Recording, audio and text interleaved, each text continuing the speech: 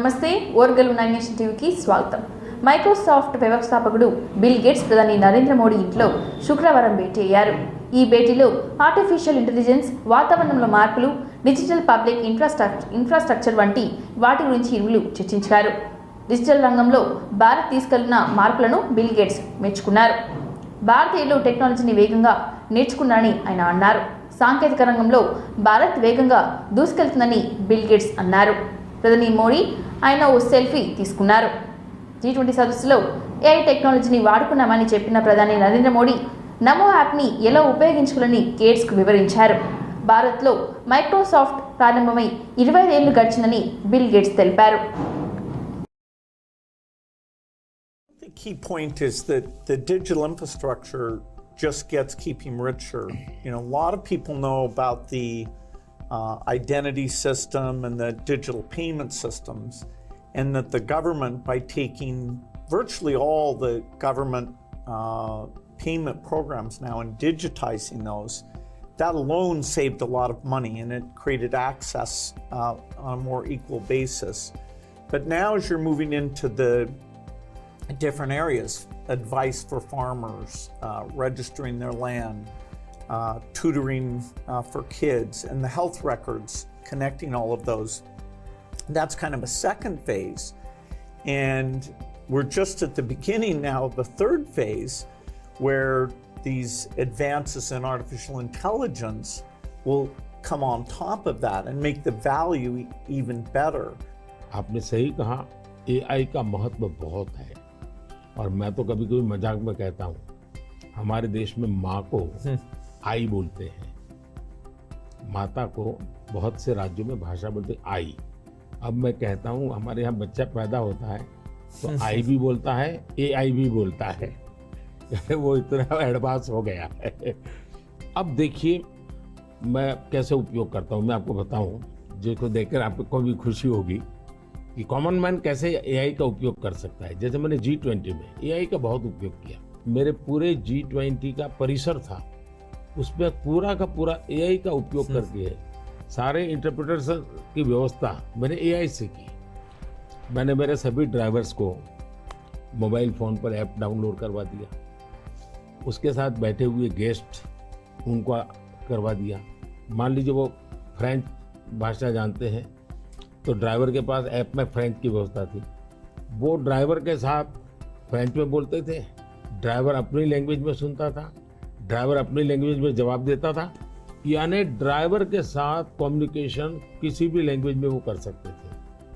मैंने अभी एक प्रयोग किया, मैं काशी तमिल संगम में कार्यक्रम करता हूँ, तो काशी में तमिलनाडु के लोग आए हुए थे, तमिल भाषा मैं बोल नहीं सकता हूँ, तो मैंने AI का उपयोग। కాంగ్రెస్ పార్టీలో తాను ఇంకా చేయలేదని అన్నారు బీఆర్ఎస్ ఎమ్మెల్యే కడియం శ్రీహరి.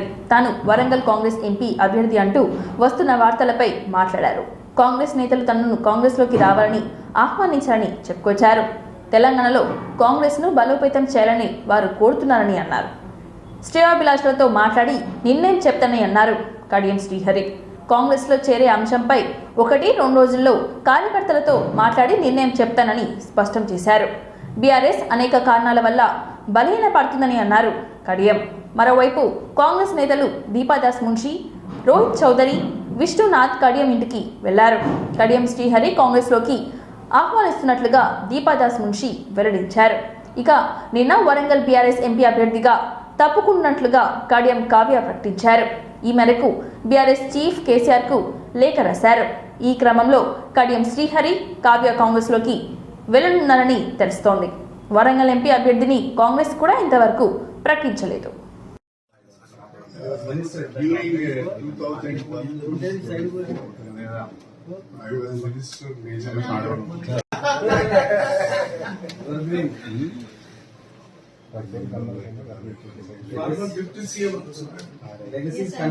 దీపాదాస్ మున్షి గారు, వారితో పాటు ఏఐసిసి సెక్రటరీలు చౌదరి గారు, విష్ణు గారు, ఏఐసిసి ప్రతినిధులుగా, పిసిసి ప్రతినిధులుగా సోదరులు మల్లు రవి గారు, సోదరులు సంపత్ గారు, సోదరులు డాక్టర్ సత్యనారాయణ గారు, రోహిత్ రెడ్డి గారు, వీళ్ళందరూ కూడా ఈరోజు మా ఇంటికి రావడం జరిగింది. వారందరూ కూడా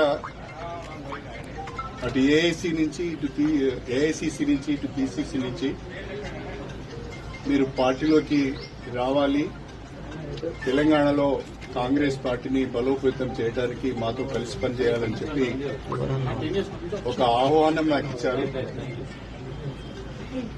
నేను నా శ్రేయోభిలాషులు, నాతో ఇన్ని రోజులు కలిసి ప్రయాణం చేసిన కార్యకర్తలు వాళ్ళందరితో కూడా మాట్లాడి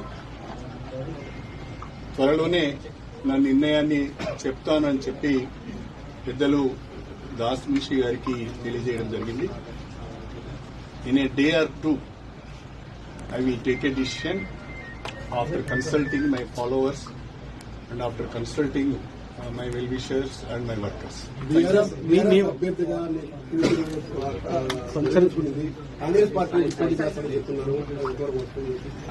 ఇంకా కాంగ్రెస్ పార్టీలోనే చేరలేదు. అప్పుడే కాంగ్రెస్ పార్టీ అభ్యర్థిగా పోటీ చేస్తామని ఎలా చెప్తారు? కాబట్టి yet I have not taken a decision. పోటీ చేసే అవకాశం ఉంది. I have to take a decision first. Then I will think. మీరు మీ క్యాడర్ కి ఏం చెప్తారు సార్? అంటే ఈ నా క్యాడర్ కి నేను మాట్లాడే విషయాలన్నీ మీకు చెప్పండి కదా. సార్ బీఆర్ఎస్ అన్ని అవకాశాలు ఇచ్చినా ఒక్కొక్కరు చేజారిపోతున్నారు. కేకే విషయంలో కానీ మీ విషయంలో కానీ అంటే ఏం జరుగుతుంది పార్టీలో? For various reasons, party is losing ground. For various reasons, people are moving away from BRS. So, to serve the people and to do something for the constituency, we have to take a decision. We have to take a call. Congress పార్టీని వీడి కాంగ్రెస్ లో చేరిన MLC Patnam Mahender Reddy, MP Ranjith రెడ్డిలపై BRS working president KTR fire అయ్యారు. తెలంగాణ భవన్ లో Chevella parliament review meeting లో కేటీఆర్ మాట్లాడారు. Party మారేది లేదని వాళ్ళు తనకు చెప్పారని, అప్పుడు వాళ్ళు మాటలు తాను పిచ్చోళ్ల నమ్మానని అన్నారు. 15 రోజుల్లోనే వాళ్ళు జెండా మార్చారని అన్నారు కేటీఆర్. మహేందర్ రెడ్డి, రంజిత్ రెడ్డిలు ఆస్కర్ లెవెల్లో నటించారని ఎద్దువ చేశారు. ఇంటి దొంగలను ఈశ్వరుడైనా పట్టలేదని అంటారు. ఈ సామెత వీరిద్దరికి విషయంలో సరిగ్గా సరిపోతుందని అన్నారు కేటీఆర్. అసెంబ్లీ ఎన్నికల్లో ఓడిపోయిన తర్వాత మొదటి రంజిత్ రెడ్డి తనకు ఫోన్ చేశాడని, చేవెళ్ల అభ్యర్థిగా తనను ప్రకటించాలని, తప్పకుండా గెలుతామని అన్నాడని కేటీఆర్ చెప్పారు. వాళ్ళిద్దరినీ మళ్లీ బీఆర్ఎస్ లో చేర్చుకునేది లేదని కేటీఆర్ చెప్పారు. అసెంబ్లీలో ఎలక్షన్స్ లో చేవెళ్ల చాలా చోట్ల తాను ప్రచారం చేస్తున్నానని అన్నారు కేటీఆర్. తాండూరు అసెంబ్లీ సీటు ఏకపక్షంగా గెలుస్తామనుకున్నాం, కానీ ఏం జరిగిందో తెలియదు, కానీ కొన్ని ఓడిపోయామని తెలిపారు. అభ్యర్థి అయినా మీ జిల్లాకు సంబంధం లేకపోయినా కేసీఆర్ గారు నిర్ణయం తీసుకున్నారు కాబట్టి ఆనాడు డాక్టర్ రంజిత్ రెడ్డిని తీసుకొచ్చి ఎంపీకి నిలబెడితే, సరే కొత్తోడైనా కేసీఆర్ పంపిండు కదా, గులాబీ కండువా కప్పుకున్నాడు కదా, కేసీఆర్ మనిషి కదా అని చెప్పి మీరందరూ ఆశీర్వదించి రంజిత్ రెడ్డిని గెలిపించింది. మరి ఈరోజు రంజిత్ రెడ్డి గారు చేసిన ద్రోహం బాధ ఎక్కడ అనిపిస్తుంది అంటే, ఎవడో బయటవాడు మోసం చేస్తే బాధ అనిపించదు. నీతోనే నీడలాగా తిరిగి, నీతోనే 24 గంటలు ఉండి, నీ పక్కనే కూర్చొని, నీతోనే అన్ని మాటలు చెప్పి, అన్ని మంచి మాటలు చెప్పి, కష్టకాలంలో ఉంటామని చెప్పి మాటిచ్చి అక్కడ కేసీఆర్ గారి కూతురు అరెస్ట్ అవుతుంటే ఇక్కడ నవ్వుకుంటూ తుమ్ముకుంటూ ఇద్దరు పోయి కండువా కప్పుకునే దృశ్యం ఏదైతే ఉన్నదో తప్పకుండా దానికి బదిలా తీసుకోవాల్సిన బాధ్యత మన మీద ఉన్నది అనే మాట నేను మీకు విజ్ఞప్తి చేస్తా ఉన్నా. రాజకీయాల్లో అధికారం ఎవరికి శాశ్వతం కాదు. అధికారంలో శాశ్వతంగా ఎవరు ఉండరు.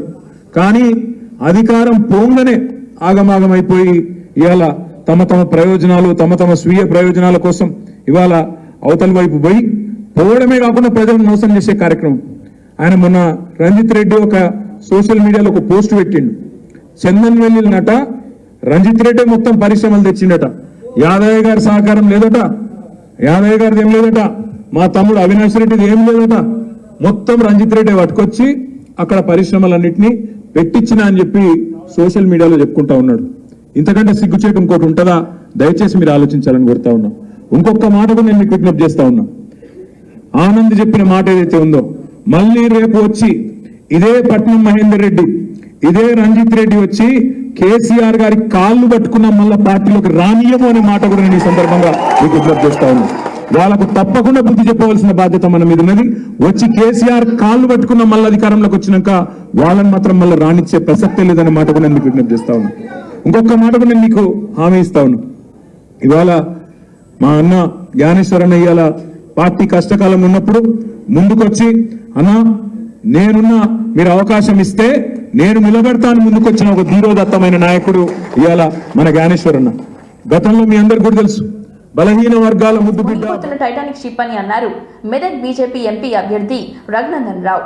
కేసీఆర్ ఫ్యామిలీ టైటానిక్ షిప్ నుంచి బయటకు రావాలని అన్నారు. రంజిత్ రెడ్డి నుంచి కడియం కావ్య వరకు బీఆర్ఎస్ ను వీడుతున్నారని విమర్శించారు. బీఆర్ఎస్ నేతలు అధికారంలో ఉండగా అక్రమాలు చేశారని ధ్వజమెత్తారు.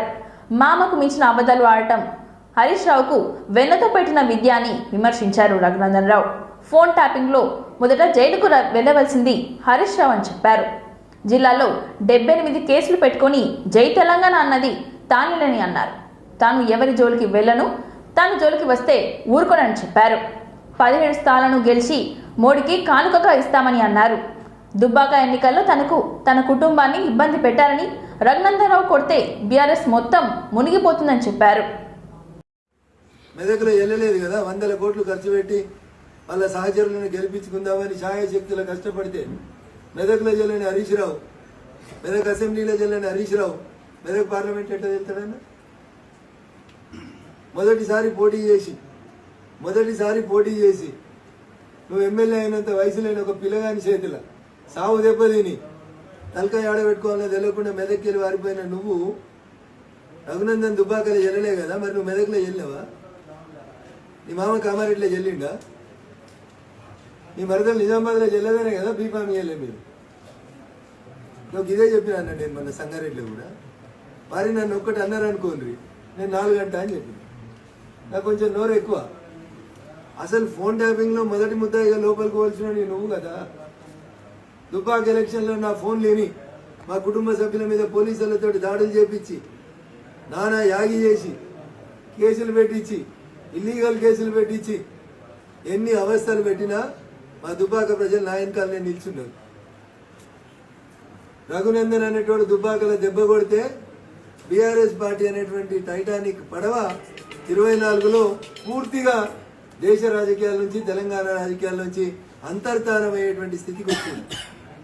టైటానిక్ పడవకు రంధ్రం కొట్టింది ఎవడు? టీఆర్ఎస్ కు రంధ్రం కొట్టింది ఎవడు? రఘునందన్ రావే కొట్టిండు. హరీష్ రావుకి నచ్చినా నచ్చకున్నా, చంద్రశేఖరరావు గారికి ఇష్టమున్నా కష్టమున్నా, దుబ్బాక అనేటువంటి శాసనసభ ఉప ఎన్నిక కంటే ముందు ఈ రాష్ట్రంలో ఎదురులేని పార్టీ అని చెప్పుకున్న మిమ్మల్ని బక్కపల్సినోడు రఘునందన్ దుబ్బాకల కొడితే జర ఆలస్యం అయింటుంది, 3 ఏళ్ళు అయి ఉంటుంది. కానీ బరాబరి టైటానిక్ పడవ మునిగిపోతుంది. కాబట్టి ఇప్పటికి ఇంకెవరన్నా మిగిలిన్న మిత్రులు ఉంటే, మిత్రులారా టైటానిక్ మునిగిపోతుంది, దాన్ని కాపాడు ఆ దేవునితోటే కాలే, ఏమన్నా కాపాడితే మళ్ళీ ఆ శ్రీరామచంద్ర ప్రభువే కాపాడాలి. కాబట్టి దయించి ఎంత తొందరగా వీలైతే అంత తొందరగా ఆ టైటానిక్ నుంచి బయటికి రాండ్రి, మిమ్మల్ని మీరు కాపాడుకోండి, మీ కుటుంబాలను కాపాడుకోండి సవినయంగా నా సహచర తెలంగాణ ఉద్యమకారులందరికీ కూడా, మెదక్ జిల్లా ప్రజలకే కాదు తెలంగాణ ప్రజలందరికీ కూడా సవినయంగా అప్పీల్ చేస్తారు. బీఆర్ఎస్ నుంచి బయటకు వచ్చే వాళ్ళు మెజార్టీగా కాంగ్రెస్లోనే చేరుతున్నారు, మరి బీజేపీలో చాలా తక్కువ. అలా నేను ఎవరు ఏ పార్టీలో అనేది చేరుతున్నారు, ఎందుకు చేరుతున్నారు అనేటువంటి విషయాల గురించి నేను మాట్లాడదలుచుకున్నాను. ఎందుకంటే డాక్టర్ బిఆర్ అంబేద్కర్ గారు రాసినటువంటి భారత రాజ్యాంగం ఎవరికి ఏ పార్టీలకు పోయేటువంటి స్వేచ్ఛనైనా ఇచ్చింది. కానీ ప్రజలు రాష్ట్ర శాసనసభకి నవంబర్లో జరిగిన ఎన్నికలకు బీఆర్ఎస్ ఎంపీ అభ్యర్థిగా ప్రకటించిన తర్వాత నల్గొండకు తొలిసారిగా వచ్చిన ఆయన తమ క్యాంప్ కార్యాలయంలో బీఆర్ఎస్ ఎంపీ అభ్యర్థి కంచర్ల కృష్ణారెడ్డి మీడియాతో మాట్లాడుతూ, నేను పుట్టిన ఈ గడ్డ అభివృద్ధి కోసం నా చివరి రక్తపు బొట్టు వరకు పోరాడుతూనే ఉంటానని అన్నారు. జిల్లాలో వేలాది ఎకరాలు ఎండిపోయి రైతన్నలు ఆగమైతుంటే కాంగ్రెస్ ప్రభుత్వం దున్నపోతుపై వర్షంలా వ్యవహరిస్తూ ఏసీ గదుల్లో కులుకుతున్నారని ఆయన ఎద్దువ చేశారు. కేవలం 100 రోజుల్లోనే అత్యంత తీవ్రంగా ప్రజా వ్యతిరేకతను మూటగట్టుకున్న ఈ కాంగ్రెస్ లాంటి ప్రభుత్వాన్ని నా 40 ఏళ్ల రాజకీయ జీవితంలో ఏనాడు కూడా చూడలేదని ఆయన అన్నారు. రాష్ట్ర ముఖ్యమంత్రి రేవంత్ రెడ్డి లంక విద్యల కోసమే వచ్చాడని తప్ప ప్రజలకు సేవ చేయాలనే ఉద్దేశంతో ఏమాత్రం లేదని అన్నారు. ఈ కార్యక్రమంలో నల్గొండ మాజీ ఎమ్మెల్యే భూపాల్ రెడ్డి, మిర్యాలగూడ మాజీ ఎమ్మెల్యే భాస్కర్ రావు, తుంగతుర్తి మాజీ ఎమ్మెల్యే కిషోర్ తదితరులు పాల్గొన్నారు. నేను 40 ఏళ్ళ నుంచి రాజకీయాలు చూస్తున్నా. 1981 సమితి ప్రెసిడెంట్ ఎన్నికల కానించి రాజకీయాలు చూస్తున్నాను. ఒక ప్రభుత్వం మీద ఇంత వ్యతిరేకత ఎప్పుడు వచ్చిందని నేను అనుకుంటాను, ఎప్పుడు రాలేదు. అదేవిధంగా నిజంగా ఈ ప్రభుత్వానికి చిత్తశుద్ధి ఉంటే ముఖ్యంగా వాళ్ళు 100 డేస్లో చేయాల్సిన పని ఏంటంటే ఎడ్యుకేషన్ మీద, వైద్యం మీద, పారిశ్రామిక విధానం మీద, వ్యవసాయ రంగం మీద, ఈ 4 రంగాల మీద ఎప్పుడైనా కాన్సన్ట్రేట్ చేసిరా? ఎప్పుడైనా సమీక్ష నిర్వహించిరా? ఏమన్నా చేసిరా? వీళ్ళు ఏం లేదు. అసలు నువ్వు సమీక్ష నిర్ణయించలేదు, దాని మీద విధాన నిర్ణయాలు తీసుకోలే. ఈ 100 రోజుల్లో ఇక నువ్వేం చేస్తావు భవిష్యత్తులో? నీ ఆలోచన విధానం ఏంది? ఎంతసేపు విద్య ఉంది. గత ప్రభుత్వం మంచిది కాదని విమర్శిస్తున్నావు. ఎంతసేపు కేసీఆర్ని విమర్శిస్తున్నావు, కేటీఆర్ని విమర్శిస్తున్నావు, హరీష్ రావుని విమర్శిస్తున్నావు, కవితని విమర్శిస్తున్నావు. మరి నువ్వు చేసేది ఏంటి? నువ్వేం చేస్తున్నావు? అసలు విద్య మీద ఏమైనా నిర్ణయం తీసుకున్నావా 100 రోజులలో? వైద్యం మీద ఏమైనా తీసుకున్నావా? మరి నువ్వు చేయాలి కదా. విద్య ఉంది, ఒక 25,000 కోట్లు ఇవ్వచ్చు కదా విద్యకు. ఇస్తే మొత్తం మార్పు వస్తాయి కదా. వ్యవసాయ రంగం బాగుపడుతుంది. ఈ 3 బాగుపడ్డప్పుడు పారిశ్రామిక రంగం బాగుపడుతుంది. దాని మీద మీరు ఏమైనా కాన్సన్ట్రేట్ చేసిరా? చేయలేదు. ఎంతసేపు కేసీఆర్ని తిట్టాలి, అదే ముచ్చట. వచ్చినప్పుడే కేసీఆర్ గారు ఏం చేసారు? ఖమ్మంకు మంచినీళ్ళు అని చెప్పి వాటర్ ఎత్తి ఆయన కేఆర్ఎంబి ప్రమేయం లేకుండా ఆయనే గేట్లు ఎత్తి నీళ్లు పంపించి పొలం మారిచ్చి రైతులుస్తావు. వేరే నాయకుల పార్లమెంట్ అభ్యర్థులు నీకు దొరకలేరు కనుక వాళ్ళ ఇంటికి పోయి తీసుకుపోయి కలుస్తావు. మరి ఇదంతా ఏంది? మరి ఎప్పుడన్నా ఉస్మానియా విశ్వవిద్యాలయం 350 మంది ప్రొఫెసర్లు ఉంటారు. ఏం చేస్తే విద్యా విధానం మారుతుంది అని ఎప్పుడన్నా ఆలోచించావా? ఒక లంకె బిందెలు అంటాడు. లంకె బిందెలు అసలు ప్రభుత్వంలో లంకె బిందెలు ఉంటాయి. 1st నుంచి 7th వరకు పన్నులు వస్తాయి, అన్ని రకాల పన్నులు వస్తుంటాయి. తర్వాత ఖర్చు పెట్టుకుంటారు. ఎప్పుడు మిగులు ఆదాయం ఉండదు. ఎంత ధనిక రాష్ట్రం అయినా అప్పులు చేస్తారు, అప్పులు తప్పకుండా చేస్తారు. మరి నువ్వు కేసీఆర్ అప్పులు చేస్తున్నావు అన్నావు కదా, మరి నువ్వేం చేస్తున్నావు?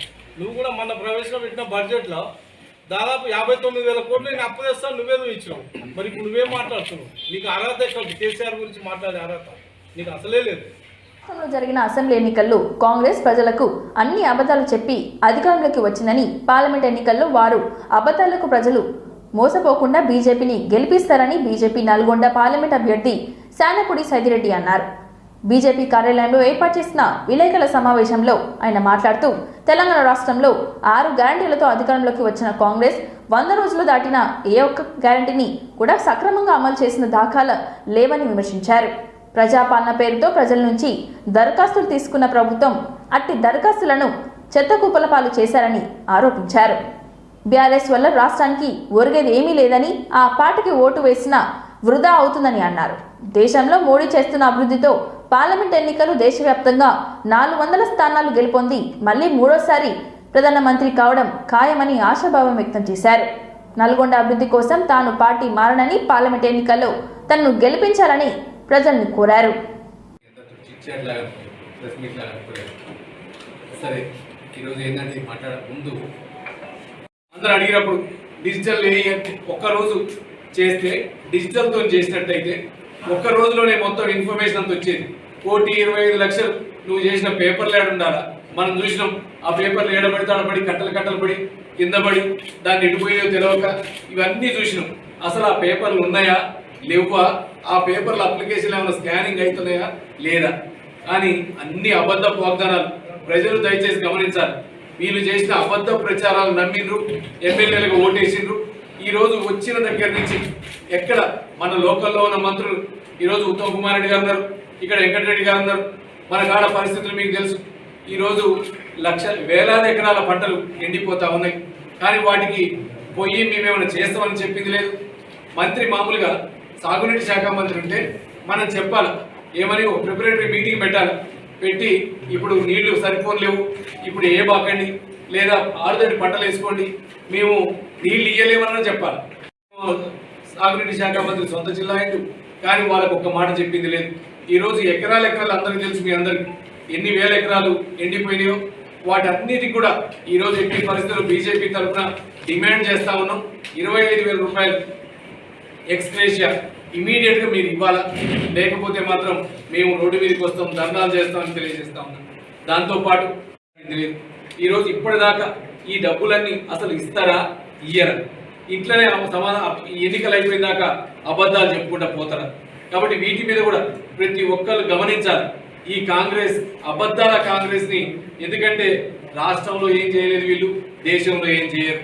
ఇక పోతే మొదలైతే ఇక రేపు ఎన్నికలు అయిపోతే ఇక స్కాములు మొదలైతాయి. స్కాములు లేకపోతే కాంగ్రెసే లేదు. దానికి ఉన్నదే ఎగ్జాంపులే కాంగ్రెస్ కి. వీటితో పాటు ఈరోజు ప్రజాపాలన దరఖాస్తులు కానీ వీటన్నిటి రైతు భరోసాలు కానీ, అట్లనే మన దగ్గర ఇంకోటి ఒక బస్తాకి 500 రూపాయలు, క్వింటాకి 500 రూపాయలు మేము ఎక్స్ట్రా మేము రైతులకు ఇస్తామని చెప్పింది. అసలు ఉన్న వాటినే ఇప్పుడు 2000కి 2200కి తగ్గుతా ఉంది. వీటిని ఏం చేస్తారని చెప్తా ఉన్నారు. వాటిని ఎట్టి పరిస్థితుల్లో ఇమీడియట్ గా పెట్టకుండా సంవత్సరాల పొడుగున విజిలెన్స్ అంటాం, వాళ్ళని బెదిరియటం, మాట్లాడటం, వసూలు చేయటం తప్ప నిజంగా FCIకి ధాన్యం పెట్టరా? మీరు ఆ పెట్టిన డబ్బులన్నింటినీ ఈ మాయ చేసుకుంటూ ఉంటారా? దేశానికి ప్రధాని కావాలని దేశ ప్రజలు నిర్ణయించుకున్నారని అన్నారు కేంద్ర మంత్రి, రాష్ట్ర బీజేపీ అధ్యక్షులు కిషన్ రెడ్డి. వచ్చే ఎన్నికల తర్వాత దేశంలో కాంగ్రెస్ పార్టీ మరింత బలహీనపడుతుందని అన్నారు.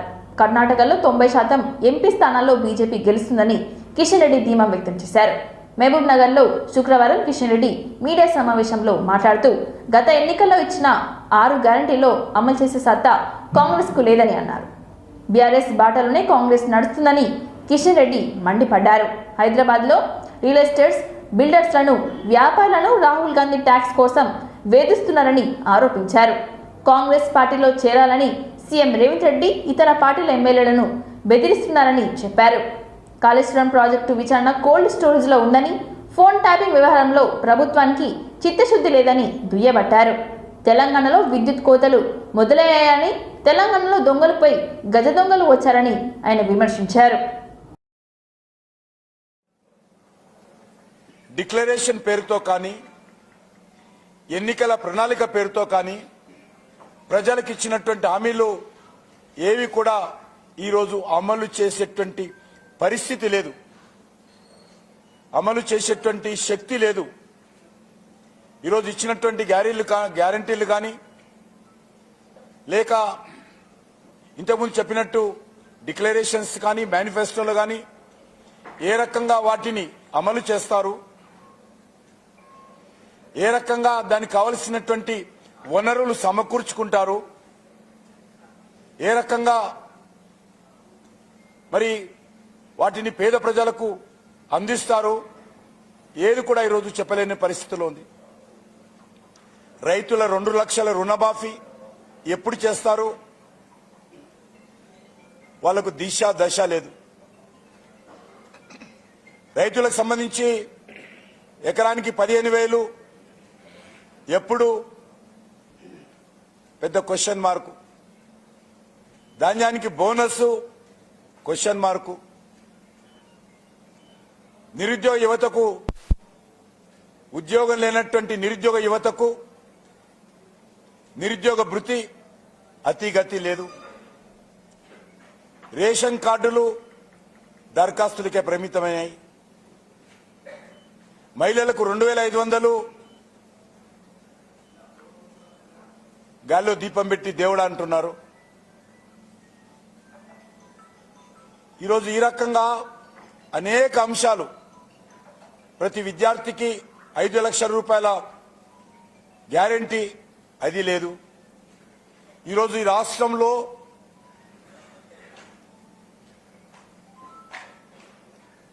కాంగ్రెస్ పార్టీ అధికారంలోకి వచ్చిన తర్వాత టీఆర్ఎస్ బాటలోని ప్రభుత్వం నడుస్తూ ఉంది. గతంలో కేసీఆర్ కుటుంబం దోచుకుంటే ఈరోజు రాహుల్ గాంధీ కుటుంబం ఈ రాష్ట్రాన్ని దోచుకునేటువంటి ప్రయత్నం చేస్తూ ఉంది. హైదరాబాద్లో రియల్ ఎస్టేట్ వ్యాపారస్తులను, బిల్డర్స్ను, కాంట్రాక్టర్లను, కంపెనీలను ఏ ఒక్కరిని కూడా వదలడం లేదు. నేరుగా వెళ్ళి ఢిల్లీలో రాహుల్ గాంధీకి, కాంగ్రెస్ పార్టీకి ఎన్నికల డొనేషన్స్ ఇవ్వాలని ప్రతి ఒక్కరి మీద పిలిచి ఒత్తిడి చేస్తా ఉన్నది రాహుల్ గాంధీ గ్యాంగ్. కాంగ్రెస్ పార్టీకి ఓటేసిన పాపానికి ఈరోజు RG tax, Rahul Gandhi tax Telangana ప్రజల మీద కాంగ్రెస్ పార్టీ వేస్తా ఉన్నది. ఈరోజు మనం చూస్తా ఉన్నాం ఏ ప్రాజెక్టుల మీద కాడా. లోక్సభ ఎన్నికల ముందు బీఆర్ఎస్ కు దెబ్బ మీద దెబ్బ తగ్గుతోంది. రాష్ట్రంలో అధికారం కోల్పోవడంతో ప్రస్తుతం బీఆర్ఎస్ గట్టు పరిస్థితులను ఎదుర్కొంటోంది. బీఆర్ఎస్ పలువురు ఎమ్మెల్యేలు, ఎంపీలు బీజేపీ, కాంగ్రెస్ పార్టీలోకి జంప్ అవుతున్నారు. తాజాగా బీఆర్ఎస్ ముఖ్య నేత, Rajya Sabha MP K Keshava Rao, MLA Kadiyam శ్రీహరిలు బీఆర్ఎస్ వీడి కాంగ్రెస్ లో చేరాలని నిర్ణయించుకున్నారు. తాజాగా పార్టీ మార్పుపై స్పందిస్తూ మార్చి 30వ తేదీన శనివారం కాంగ్రెస్ పార్టీలో చేరబోతున్నట్లుగా కె కేశవరావు స్పష్టం చేశారు. ఈ మేరకు ఆయన మీడియాతో మాట్లాడుతూ, తెలంగాణలో కోసం ఎంపీలతో కలిసి పోరాటం చేశాం. 85 ఏళ్ల జీవితంలో 55 ఏళ్ల జీవితం కాంగ్రెస్ లో ఉన్నా. మంత్రిగా, ఎంపీగా, సిడబ్ల్యూసీ మెంబర్గా కాంగ్రెస్ అవకాశం ఇచ్చింది. నా రాజకీయ జీవితంలో కాంగ్రెస్ నాకు ఎంతో చేసింది. తెలంగాణపై తీర్మానం చేసేటప్పుడు కాకా వెంకటస్వామితో కలిసి పనిచేశానని చెప్పారు. మాజీ ముఖ్యమంత్రి కేసీఆర్ నా మాటకు చాలా విలువ ఇచ్చారని ఆయన అన్నారు. 13 ఏళ్ల తీర్థయాత్ర తర్వాత సొంత ఇంటికి వెళ్తున్నానని ఆయన అన్నారు. కాంగ్రెస్ లో చేరాలని నిర్ణయించుకున్నానని తెలిపారు.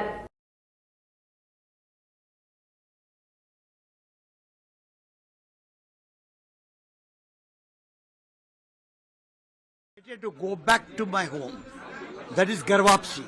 55 years I was in Congress, which has given me the kind of force which it has not given to any other person in this country. Very few, perhaps, even if at all it has given. He has given me everything. PC President, CWC, in charge of 4 states. What more do we want? Ministry seat in 3 governments. It is Congress which has given me.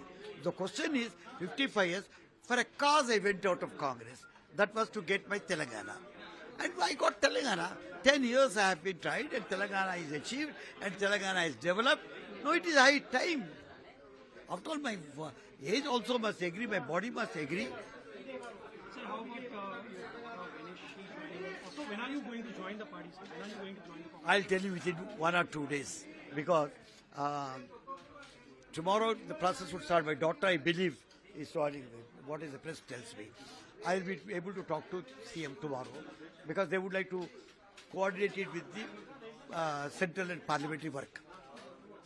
ఎన్నికల విధుల్లో పాల్గొనే presiding, assistant presiding అధికారులను polling నిర్వహణకు సంబంధించి అన్ని నియమ నిబంధనల గురించి మాస్టర్ ట్రైనర్లు క్షుణ్ణంగా తెలియజేయాలని హన్మకొండ జిల్లా కలెక్టర్ సీతా పట్నాయక్ అన్నారు.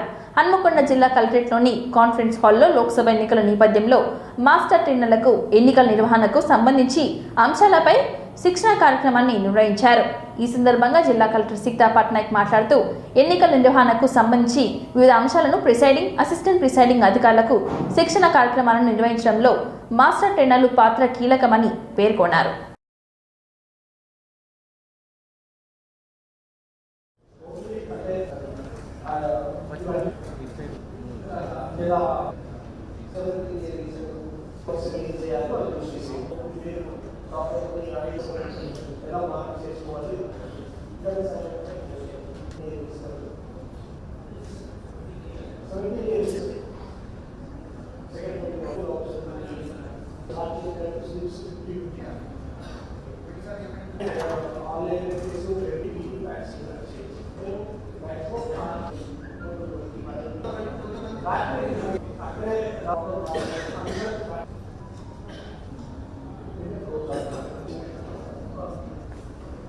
ఎక్కడైతే వర్కింగ్ ఉందో ఆయా లోకల్ నడకుండా ఉండొచ్చు, మీ లోకల్ నేటివ్ వేరే జిల్లా ఉండొచ్చు. ఒకవేళ మీరు పిఓఏలో మిస్ అయితే మాత్రమే, ట్రైనింగ్లో మిస్ అయితే మాత్రమే working assembly constitute OPOs, they should submit an RDO Hanakonda and RDO Palkal office till April 6th. Every OPOs submit which cheyaro. Second point is whichever PO APO does not give you training when you wear. అత్యంత అవినీతి, నియంత శక్తులకు వ్యతిరేకంగా తన భర్త పోరాడుతున్నారని ఢిల్లీ ముఖ్యమంత్రి అరవింద్ కేజ్రీవాల్ సతీమణి సునీత అన్నారు. ఆయనకు అండగా ఉండేందుకే ప్రజలందరి ఆశీర్వాదం కావాలని కోరారు. ఈ మేరకు మరో వీడియో సందేశం విడుదల చేసిన ఆమె వాట్సాప్ ప్రచారాన్ని ప్రారంభించారు. నా భర్త నిజమైన దేశభక్తుడని, కోర్టులో నిల్చొని నిజాన్ని బయట పెట్టాలంటే చాలా ధైర్యం కావాలని అన్నారు. ప్రస్తుతం ఆయన నియంత శక్తులను సవాల్ చేస్తున్నారని, ఇప్పుడు మనమంతా ఆయనకు మద్దతుగా ఉండవలసిన అవసరం ఉందని ఆమె కోరారు. అందుకే ఈ రోజు నుంచి మేము ప్రత్యేక డ్రైవ్ మొదలు పెడుతున్నామని, కేజ్రీవాల్ కోసం 8297324624 వాట్సాప్ నెంబర్కు మీ సందేశాన్ని పంపండి చెప్పారు. అవన్నీ నేను ఆయనకు చేరవేస్తానని, మీ ప్రేమ ఆశీర్వాదాలతో ఆయన ధైర్యంగా ఉంటారని సునీతా అగ్రవాల్ సందేశంలో వెల్లడించారు. आप सबने सुना तो होगा, अगर नहीं सुना है तो एक बार प्लीज उसको जरूर सुनिए। जो कुछ कोर्ट के सामने उन्होंने बोला उसके लिए बहुत हिम्मत चाहिए। सच्चे देशभक्त हैं वे, बिल्कुल ऐसे ही हमारे स्वतंत्रता सेनानी अंग्रेजों की तानाशाही से लड़ते थे। पिछले 30 साल से मैं उनके साथ हूं। देशभक्ति उनके रोम रोम में बसी है।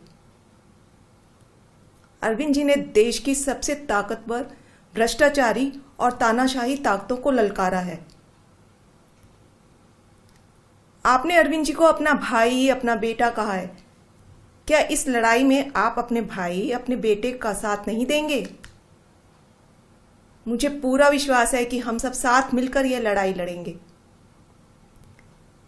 मैं आपको एक व्हाट्सएप नंबर दे रही हूं।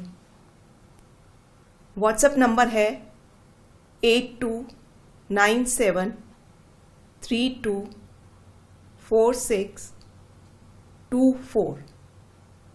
फिर से 8297324624।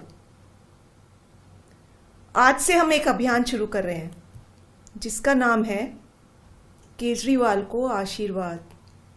వార్తల సమాప్తం. మరిన్ని వార్తలతో మళ్ళీ కలుద్దాం. చూస్తూనే ఉండండి ఓరుగల్లు 9 నేషనల్ టీవీ.